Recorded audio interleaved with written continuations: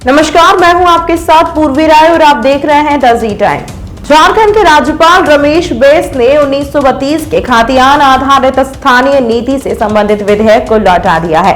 इस विधेयक के वापस किए जाने के बाद पक्ष और विपक्ष एक दूसरे पर हमलावर हैं। यह विधेयक राज्यपाल ने ऐसे समय में लौटाया है जब मुख्यमंत्री सूबे में खतियानी जोहार यात्रा कर रहे हैं।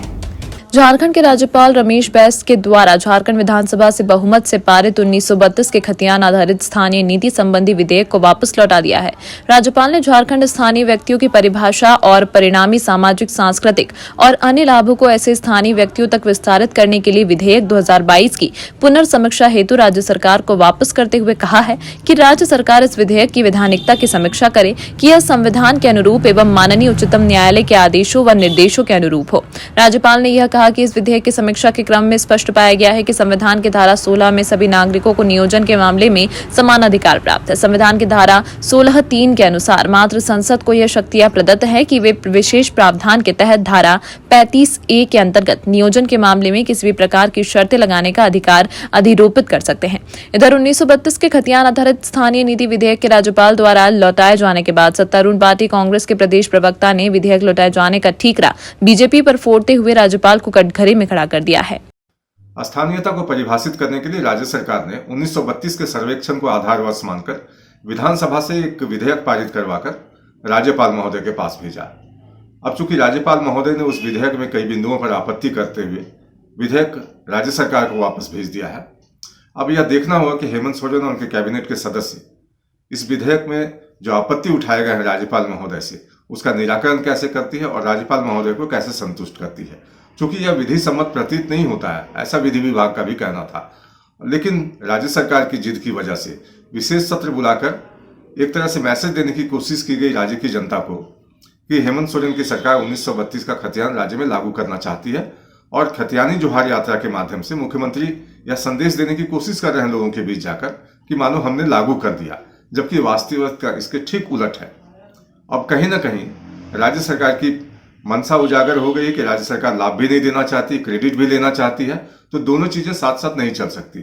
आपकी नीयत साफ होनी चाहिए और जिन लोगों को आपने चिन्हित करके उनको लाभ देना चाहते हैं उन तक ये चीजें पहुंचे, इसके लिए एक समावेशी विधेयक होना चाहिए जिसमें सभी वर्ग के लोगों के हित सुरक्षित रहे। वहीं भाजपा के प्रदेश प्रवक्ता राज्यपाल के इस कदम को संविधान के प्रावधानों और नियमों के तहत उठाया गया कदम बता रहे हैं। चूंकि यह विधेयक विधि सम्मत नहीं है, ऐसा विधि विभाग का भी कहना था, बावजूद इसके राज्य सरकार द्वारा विशेष सत्र बुलाकर इस विधेयक को विधानसभा से पारित करा दिया गया। 1932 के खतियान आधारित स्थानीय नीति को लेकर एक भ्रम की स्थिति राज्य सरकार द्वारा फैलाई जा रही थी। 1932 खतियान आधारित नीति यह झारखंड के लोगों की एक चिर परिचित मांग थी, जिसको महागठबंधन की सरकार ने काफी गंभीरता से संज्ञान में लेते हुए विधानसभा से इसको पारित करने का काम किया। और जिस दिन से 1932 का खतियान आधारित नीति विधानसभा से पारित हुआ, उस दिन से ही भारतीय जनता पार्टी इस राज्य में पूरी तरह सदमे में है। उनके अंदर एक बेचैनी, एक छटपटाहट जन्म ली है कि आखिर अब हमारा राजनीति खत्म हो गया। जो ये लोग ठगने का, एक षड्यंत्र करने का काम लगातार भारतीय जनता पार्टी इस राज्य में करते रही है।